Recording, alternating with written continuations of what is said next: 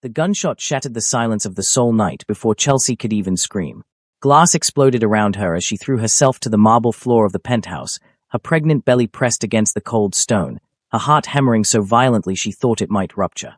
Above her, Hyun-woo's father, the man whose child she carried, the man she had sworn she would never love, returned fire with the calm precision of someone who had done this 1,000 times before, his silver hair catching the moonlight as bullets tore through the luxurious space that had become her gilded cage.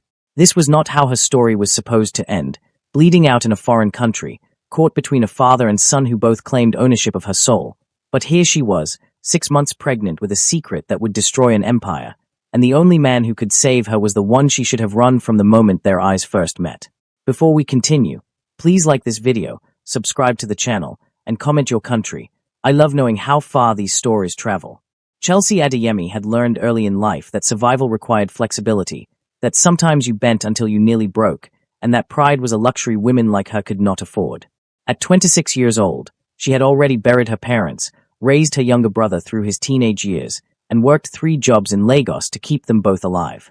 When the opportunity came to work as a translator for a Korean investment firm expanding into West Africa, she had seized it with both hands, ignoring the warnings from friends who said nothing good ever came from desperation.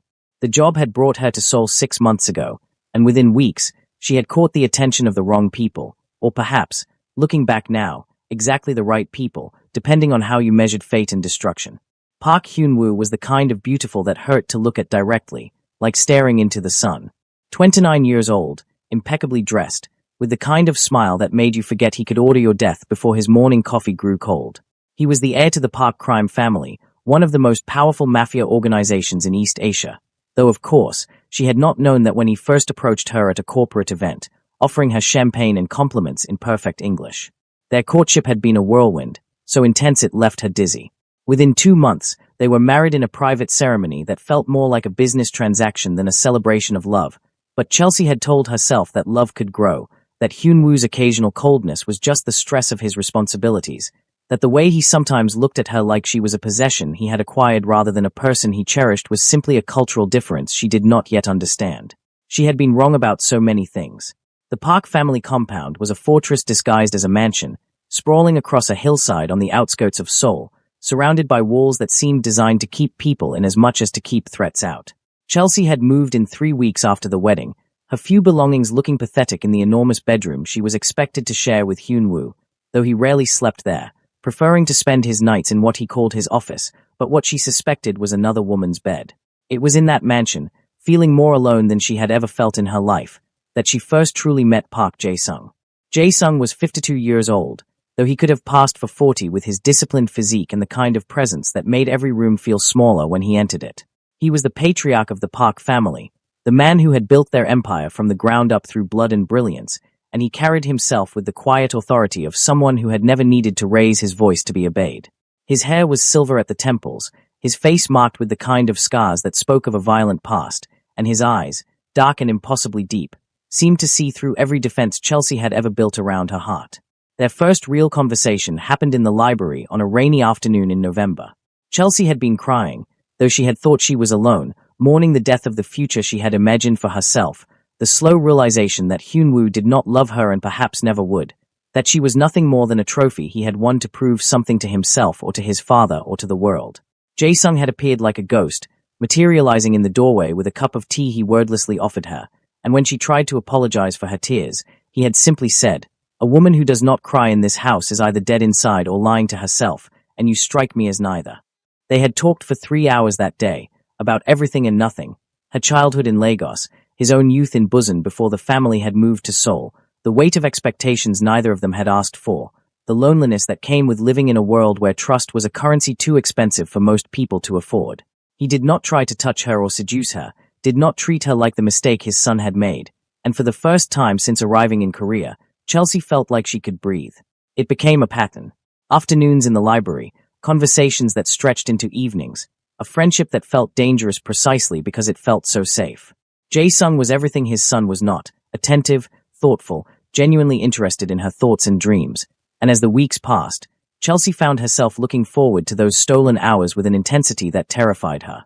She told herself it was innocent, that she was simply lonely, that Jae-sung was being kind to his daughter-in-law out of a sense of duty or perhaps pity.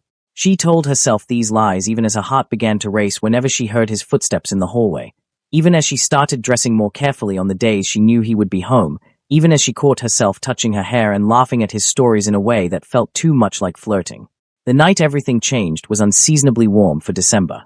Hyun-woo had been gone for 5 days on what he called business, but what Chelsea knew was probably a vacation with whatever woman currently held his interest, and she had been sitting in the garden, staring at the koi pond and wondering how much longer she could survive in a marriage that was slowly suffocating her. Jae-sung had found her there, and without asking permission, he had sat beside her on the stone bench, close enough that she could smell his cologne, cedar and something darker, more complex. They sat in silence for a long time, watching the fish move through the water like living jewels, and then, so quietly she almost missed it, he said, "You deserve better than what my son is giving you." Chelsea had turned to look at him, and the expression on his face had stolen the breath from her lungs. It was naked hunger, barely restrained desire, and something else she could not name but recognized in the deepest parts of herself, the same ache she felt whenever she was near him, the same impossible longing for something she could never have. "Don't," she had whispered, though she was not sure if she was warning him or begging him. "Don't what?" Jae-sung had asked, and his hand had moved to her face, cupping her cheek with a gentleness that made her want to weep. "Don't tell you the truth. Don't touch you the way I have wanted to touch you since the first day I saw you crying in my library. Don't love you." The word love had hung between them like a blade, and Chelsea knew she should pull away, should run back to the safety of her empty bedroom, should remember that this man was her father-in-law, that what she was feeling was not just inappropriate but catastrophically dangerous. But when Jae-sung leaned in and pressed his lips to hers, soft and questioning, she had not pulled away. She had kissed him back. That first kiss had led to a second, and then a third, and before Chelsea fully understood what was happening, they were stumbling into his private quarters, tearing at each other's clothes with the desperation of people who had been starving for too long. Jae-sung had made love to her with an intensity that left her trembling, whispering her name like a prayer, touching her like she was something precious and rare, and for the first time in her marriage, in her life, Chelsea felt truly seen, truly wanted, truly loved. They both knew it was wrong. They both knew it could not last. But in that moment, tangled in each other's arms, they chose to pretend that consequences did not exist, that the world outside those four walls would never intrude, that love, real, desperate, impossible love, was enough. It was not enough. It never was. The affair continued in secret for 3 months, hidden in the shadows of the enormous mansion, stolen moments that felt like breathing after being underwater too long. Jae-sung would find excuses to be alone with Chelsea, a discussion about household matters, a request for her opinion on a business deal, a chance encounter in the hallway that led to frantic kisses in empty rooms. She knew it was madness, knew that discovery would mean death for both of them, but she could not stop, could not force herself to walk away from the only source of happiness she had found in this cold, cruel country. Hyun-woo remained oblivious, too absorbed in his own affairs and his position as heir to notice that his wife and his father were falling deeper into each other with every passing day. He treated Chelsea with the same casual indifference he always had, acknowledging her presence only when it benefited him, using her as arm candy at family events, and otherwise leaving her to her own devices. It suited Chelsea just fine, though sometimes she felt a stab of guilt when she caught Hyun-woo looking at her across the dinner table, wondering if some part of him suspected, if some instinct warned him that his father was stealing what should have been his. But guilt was a luxury she could not afford, not when Jae-sung looked at her like she hung the moon, not when his touch made her forget every rule she had ever learned about right and wrong. The pregnancy came as a shock, though in retrospect, Chelsea realized they had been careless, too drunk on each other to think about consequences. She discovered it in late February, staring at the positive test in her bathroom with her hands shaking so badly she nearly dropped it. The timing was impossible to mistake. She and Hyun-woo had not been intimate in over 4 months, not since before the affair began, which meant there was absolutely no question about who the father was. She told Jae-sung that night, finding him in his study, and she watched the color drain from his face as he processed the information. For a long moment, he said nothing, and Chelsea felt her heart breaking, convinced he was going to end things, going to tell her to get rid of the baby and disappear from his life forever. Instead, he pulled her into his arms and held her so tightly she could barely breathe, and when he finally spoke, his voice was rough with emotion. "We will figure this out," he said.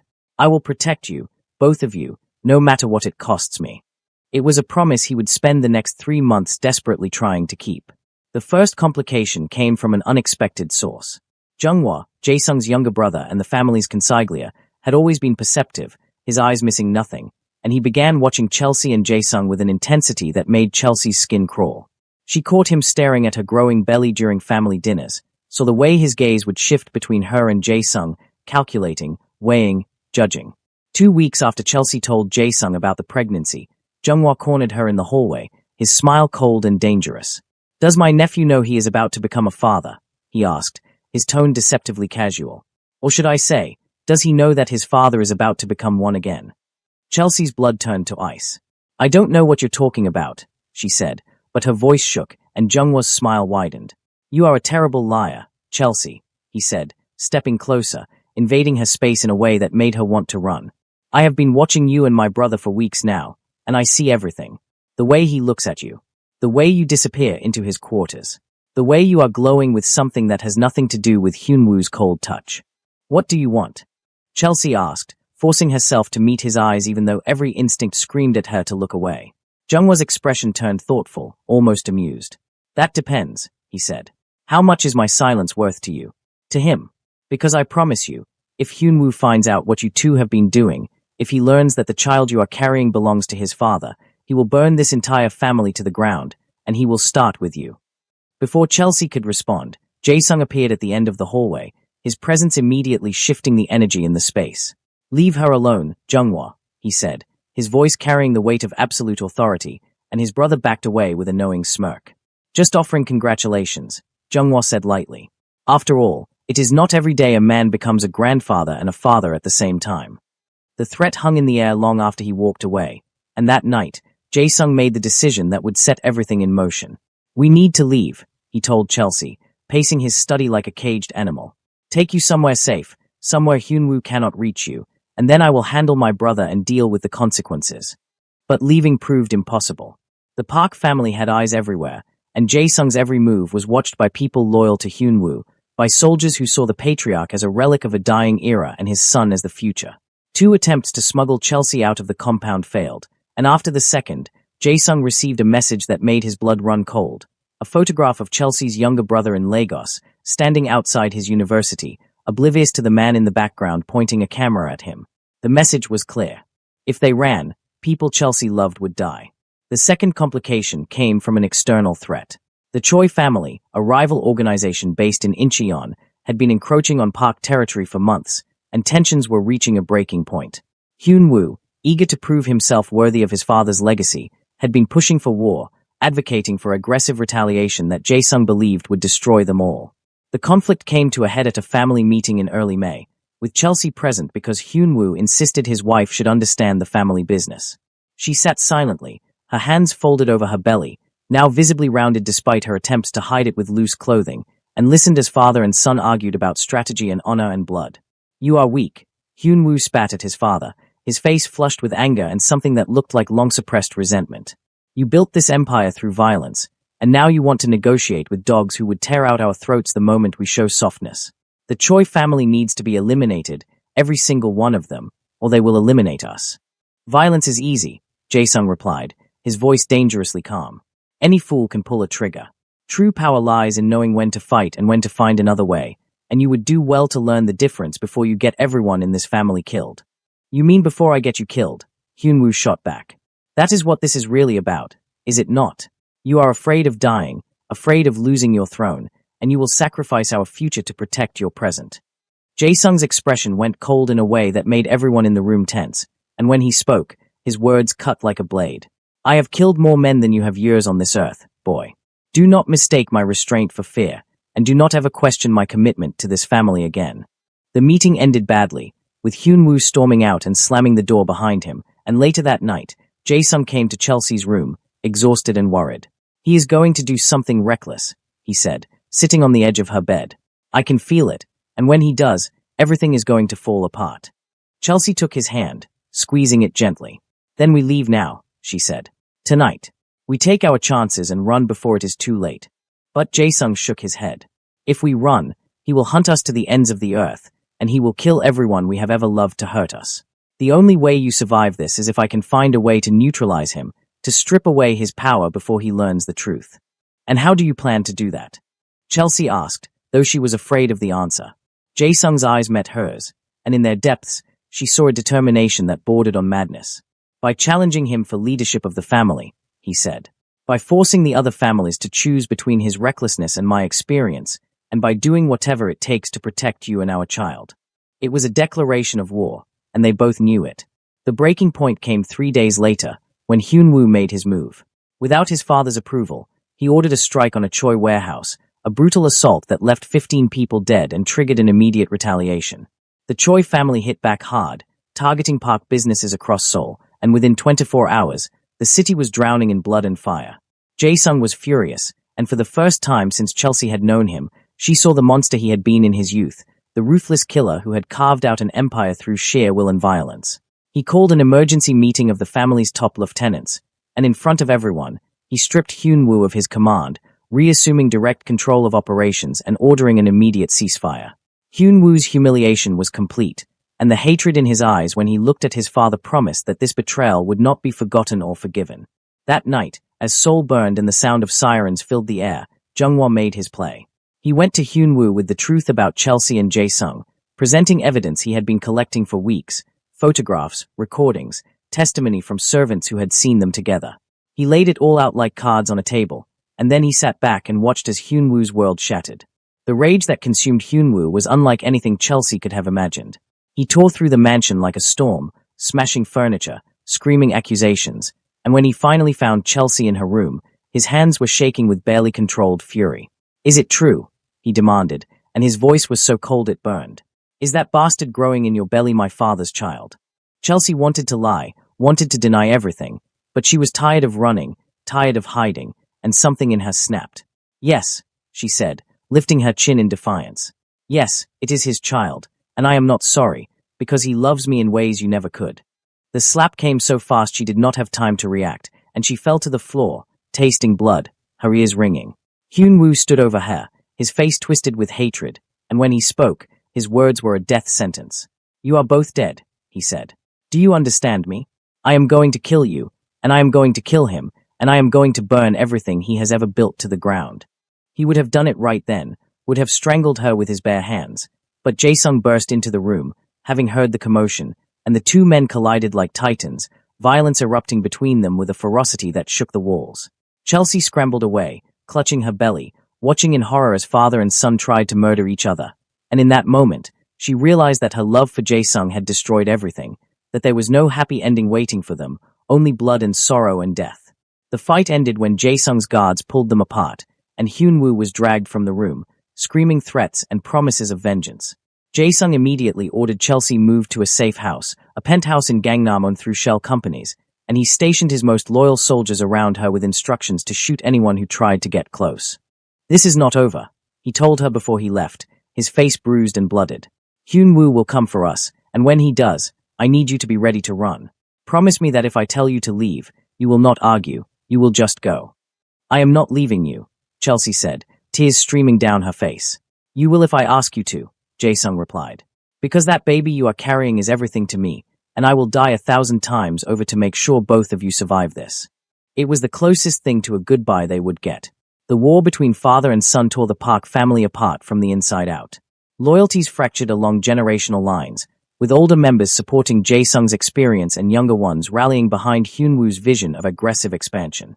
What had been a unified crime empire became two competing factions, each preparing for the inevitable confrontation that would decide the family's future.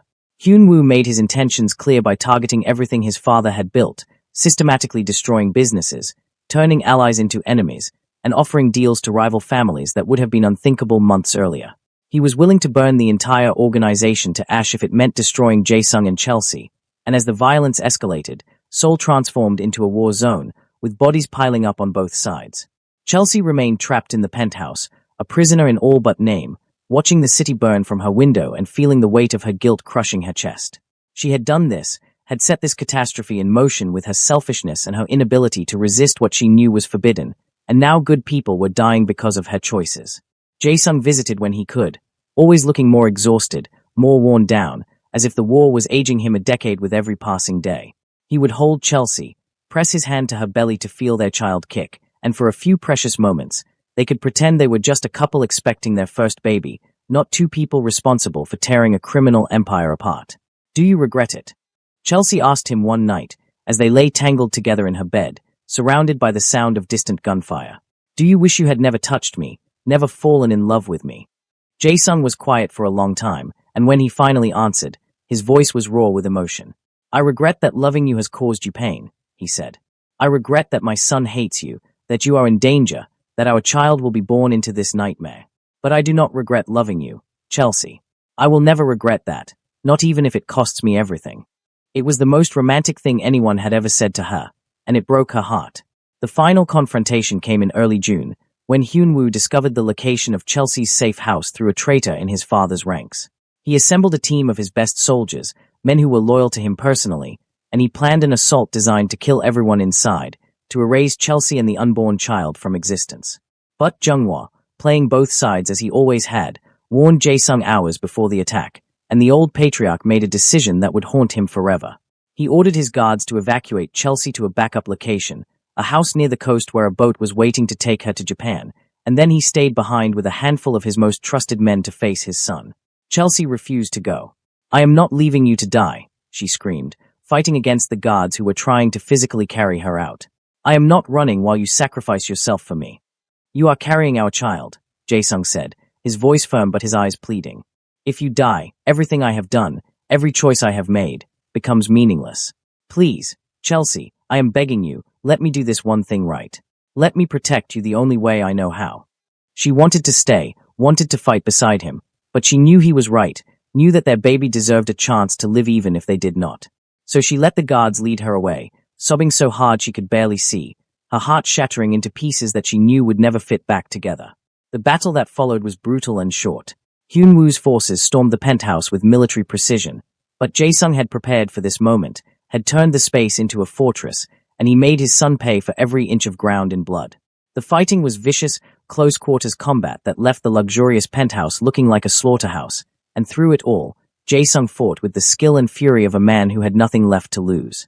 He killed 7 of Hyun-woo's soldiers before they overwhelmed him through sheer numbers, and even then, he did not surrender, did not beg for mercy. When Hyun-woo finally stood over him, his gun pointed at his father's head, Jae-sung simply smiled, blood running down his face, and said, You have already lost, boy. She is gone, and our child is beyond your reach, and you will spend the rest of your miserable life knowing that I took from you the only thing you ever truly valued, your pride. The gunshot echoed through the penthouse, and Park Jae-sung, patriarch of one of Korea's most powerful crime families, died with Chelsea's name on his lips and her face in his mind. But Hyun-woo's victory was hollow. By the time he realized his father had outsmarted him, that Chelsea was long gone, the other families had seen enough. The war had cost them too much money, too much blood, and they no longer trusted Hyun-woo's judgment. Within days, he was deposed, stripped of his position and exiled from Seoul, sent to oversee minor operations in Busan where he could do no more damage. Jung-woo assumed control of the Park family, and his first act as the new patriarch was to declare Chelsea and her unborn child untouchable, protected by blood law that no one could violate without facing the wrath of the entire organization. It was a mercy Chelsea had not expected. Though she suspected it had less to do with kindness and more to do with Jung-woo's sense of irony, he had always enjoyed complicated games. Chelsea made it to Japan, where Jae-sung's contacts helped her disappear into the sprawling anonymity of Tokyo. She gave birth 3 months later to a baby girl with her brown skin and her father's dark eyes, and she named her Jae-hee, a tribute to the man who had died protecting them both. The grief nearly destroyed her. There were days when Chelsea could barely get out of bed, when the weight of her loss felt like it was physically crushing her chest, when she looked at her daughter and saw only the man she would never hold again. But slowly, painfully, she learned to live with the absence, to carry her sorrow like a scar that would never fully heal but that eventually stopped bleeding. She never returned to Korea. The risk was too great, even with Jung-woo's protection, and she had no desire to see the country that had taken everything from her. Instead, she built a new life in Japan, working as a translator, raising her daughter, and trying to forget the love affair that had cost so much. But she never forgot Jae-sung. How could she, when every time she looked at Jae-hee, she saw him staring back at her? She told her daughter stories about her father as she grew older, carefully edited versions that emphasized his love and his bravery while leaving out the darkness and the violence. Jae-hee grew up knowing she was the product of a great love, a forbidden passion that had burned so brightly it had consumed everything around it, and she carried that knowledge with a quiet pride that reminded Chelsea so much of her father it hurt. Years passed, and the acute pain of loss gradually transformed into a dull ache, a a permanent presence that Chelsea learned to live with. She dated occasionally, but no one could compare to Jae-sung, no one could make her feel the way he had, and eventually, she stopped trying to replace what could never be replaced. On the 5th anniversary of his death, Chelsea received a package with no return address. Inside was a letter in Jae-sung's handwriting, written before the final battle, and a USB drive containing hours of video messages he had recorded for her and for the daughter he would never meet. Chelsea spent an entire night watching them, sobbing as he told stories, offered advice, and repeatedly declared his love for them both, and by the time the sun rose, she felt something she had not felt in years: peace. Jae-sung had known he was going to die, had accepted it, and his final gift to her was the reassurance that he had no regrets, that loving her had been worth every consequence, that she should not waste her life mourning him but should instead live fully and completely for herself and for their child. "Be happy, Chelsea," he said in the final video, his eyes looking directly into the camera as if he could see her across time and death. "That is all I want for you. Be happy, love our daughter, and know that whatever comes after this life, I will be waiting for you with open arms."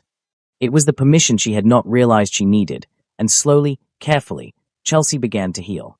8 years after Jae-sung's death, Hyun-woo died in a car accident in Busan, drunk and alone, his life having spiraled into bitterness and self-destruction. Jung-hwa sent Chelsea a message informing her of her former husband's death and formally releasing her from any remaining ties to the Park family. She was free, truly free, for the first time since she had stepped foot in Korea. Chelsea never remarried, never found another great love, but she learned to be content with the life she had built, with the beautiful, brilliant daughter who brought her joy every day, and with the memories of a man who had loved her so completely he had been willing to destroy everything for her. Sometimes, late at night, when Jae-hee was asleep and the apartment was quiet, Chelsea would look at the picture she kept hidden in her drawer, the only photograph she had of Jae-sung, stolen from his study before she fled Korea, and she would whisper her gratitude and her love into the darkness, hoping that somehow, somewhere, he could hear her. Their love had been forbidden, dangerous, and ultimately tragic, but it had also been real, and in a world as cruel and cold as theirs had been, that realness was worth everything they had paid for it. Chelsea died at 73, surrounded by her daughter and her 2 grandchildren, and her last words were in Korean, a language she had not spoken in decades.